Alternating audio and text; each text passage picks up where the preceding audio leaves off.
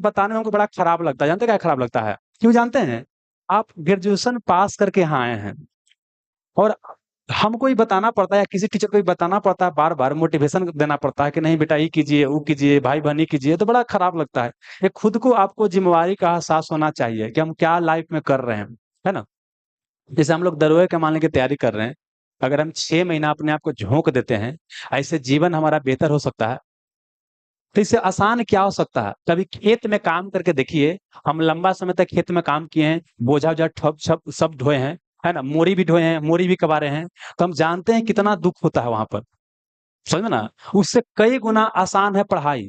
हम पढ़ाई इसीलिए करना शुरू किए थे कि खेत में काम करते थे, बड़ी मेहनत लगता था।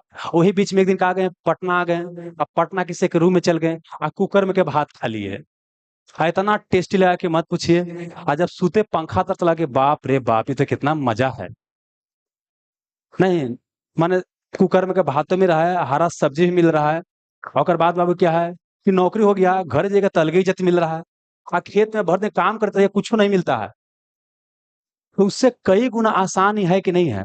आसान है। लेकिन फिर भी क्या है कि हम लोग आसान रास्ता को नहीं पकड़ रहे। देखिए ये अभी कष्ट देगा, लगेगा कष्ट होगा। जैसे अभी तैयारी कीजिएगा, सब कोई मस्ती करेगा, आपको भी मन करेगा मस्ती करने का। करेगा कि नहीं करेगा?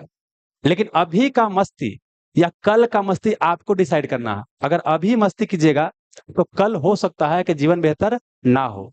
लेकिन अभी थोड़ा-सा अगर हम लोग कष्ट कर लेते हैं, तो मेबी आगे जीवन बेहतर हो सकता है।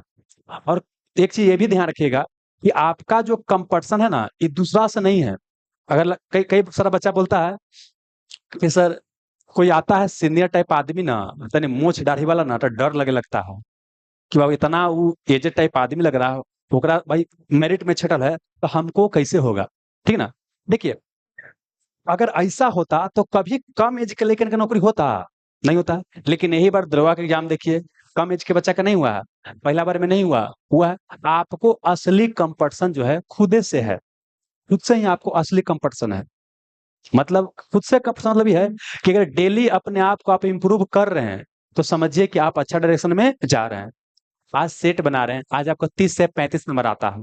कल अगले 36 आएगा, 38 आएगा, 40 आएगा। लेकिन आप सेट बना रहे हैं, आज 30 आ रहा है, कल 25 आ रहा है, कल 20 आ रहा है, 21 आ रहा है।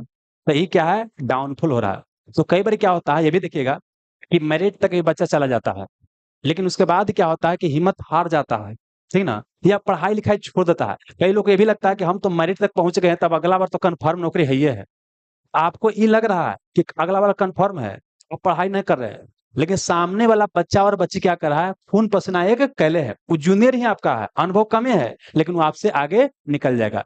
और कॉम्पिटिटिव एग्ज़ाम तेज और कमज़ोर का चीज़ नहीं है। ये पूरा का पूरा क्या है, कंसिस्टेंट इम्प्रूवमेंट का चीज़ है। अगर कंसिस्टेंट हैं, इम्प्रूवमेंट हो रहा है, तो आप आगे बढ़ जाइएगा। कंसिस्टेंट भी हैं, लेकिन इम्प्रूवमेंट नहीं हो रहा है। जैसे बाबू कि आप 5 साल से पटना में रह रहे हैं, कोई इम्प्रूवमेंट नहीं हो रहा है, फिर भी कुछ होने वाला नहीं है। कंसिस्टेंट भी रहना है, प्लस क्या करना है, इम्प्रूवमेंट भी करना है, तब जाके हमको सिलेक्शन होता है बाबू, है ना?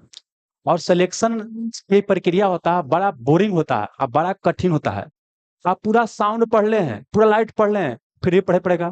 पूरा 1857 क्रांति आप जानते हैं, फिर भी दोबारा उसका रिवीजन करना पड़ेगा। कोई चीज़ पसंद नहीं होगा, फिर भी आपको समझने का प्रयास करना पड़ेगा। तो मतलब सिलेक्शन का प्रक्रिया बहुत ही क्या होता है, उबाऊ होता है। आपको मज़ा हमेशा आएगा आसान काम में, सुते में मज़ा आएगा, लइका-लइकी से बतियाए में मज़ा आएगा, है कि नहीं? उसमें घंटों रह जाइएगा, दिक्कत नहीं होगा। लेकिन ये पढ़े ला 1 आधो घंटा आ जाएगा, तो नींद आने लगेगा। तो आप जिस स्टेज पे हैं ना, ये आपको खुद थोड़ा-सा समझदारी होना चाहिए। आपको कोई दूसरा कोई आके जगाने वाला नहीं है। आपको लगता है कि कोई दूसरा कोई आके रोज़-रोज़ मोटिवेट करेगा। हम तो इसमें ख़ास करके बिलीव नहीं करते हैं कि बार-बार आपको मोटिवेट करने की आवश्यकता होना चाहिए, है ना? हम तो यही बोलते हैं दोस्त देखिए सिंपल सी बात है, कि आपको मोटिवेशन की आवश्यकता है ना, तो बाहरी मोटिवेशन थोड़ा-सा आपको दे सकता है। असली मोटिवेशन चाहिए ना, तो आप अपने अंदर झाँकिए, अपनी स्थिति को देखिए और अपने मम्मी-पापा के चेहरा को देखिए। असली मोटिवेशन वहीं से आ जाएगा। नहीं, आप देखिए कि आपका स्थिति क्या है। अभी आपको कुछ खाने-पीने का मन करता होगा, कुछ लेने का मन करता होगा, लेकिन ले नहीं पाते होंगे। सब कोई स्टेज से गुज़रता है, हम भी गुज़रते हैं।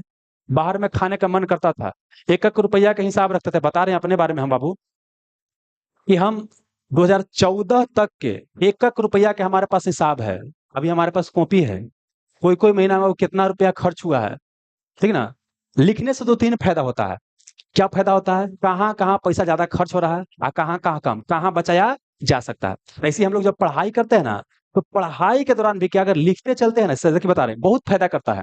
जैसे समझिए क्या, आज शाम को आपने लिख दिया कि हमको सवेरे क्या-क्या करना है, या हमको कहाँ-कहाँ मतलब मान के नहीं पढ़ने का मन है फिर भी ऐसे करना है। कि क्या करना है कि सबसे पहले आप शाम को अपना लिखिए कि आप भर दिन क्या-क्या किए हैं, कहाँ-कहाँ। यूट्यूब पे वीडियो कितना देखे हैं, शॉर्ट कितना देर, इंस्टाग्राम कितना देर, दोस्त से बतियाएँ कितना देर है ना? ये सब लिखिए। और उसके बाद जानते हैं 3-4 दिन के बाद फिर कॉपी को देखिए, आपको खुद समझ में आएगा कि आप कहाँ पर गलती कर रहे हैं, कहाँ पर आप टाइम बचा सकते हैं। और ऐसे करके जानते हैं अपने आप को इम्प्रूव किया जा सकता है। ये तो पहला स्टेज हो गया। फिर सेकंड स्टेज में हम क्या कर सकते हैं कि शाम को अपना लिखेंगे कि कल हमको क्या-क्या करना है। और उसको करने का प्रयास करना। हो सकता है पूरा आपका टारगेट ना हो सकता है कि पूरा टारगेट ना हो, लेकिन उसका 80% भी करने का प्रयास करना है, ठीक है ना? और फिर नहीं होगा तो अपने आप ग्लानि होगा कि भाई यहाँ टाइम बर्बाद हो जा रहा है, वहाँ टाइम बर्बाद हो जा अगर आप लिखना शुरू कर दीजिएगा ना, तो जीवन के आधा समस्या वहीं से समाप्त हो जाता है। सही बता रहे हैं। यकीन मानिए, आप 1 सप्ताह लिख के देखिए, अपने आप हालाँकि ये भी बोरिंग काम है, कंसिस्टेंट नहीं रह पाइएगा, लेकिन आप क्या 1 सप्ताह लिख के देखिए, आपका जीवन में बिल्कुल इम्प्रूवमेंट होगा। हम बता तो रहे हैं कि हम 14 तक एक-एक रुपया का हिसाब है। अब प्लस क्या है कि मैक्सिमम चीज़ का हिसाब है कि हम कहाँ क्या किया, कहाँ ना किया, कहाँ पैसा बर्बाद किया, कहाँ नहीं बर्बाद किया। मोबाइल का रिचार्ज करते थे, सिम लेते थे, उसका भी हिसाब हमारे पास है। समझ में रहे हो ना? तो ये बताने का प्रयास किसी को जीवन में समझदारी जल्दी आता है, किसी को देर से आता है। समझदारी आता है आपका परिस्थिति से। कई बार क्या होता है कि पैसा कौड़ी रहता है, तो जीवन में आगे भी बढ़ सकता है, अच्छा खासा ट्यूशन कोचिंग मिलेगा। कई बार नहीं रहता है, तो आगे बढ़ जाता है आदमी।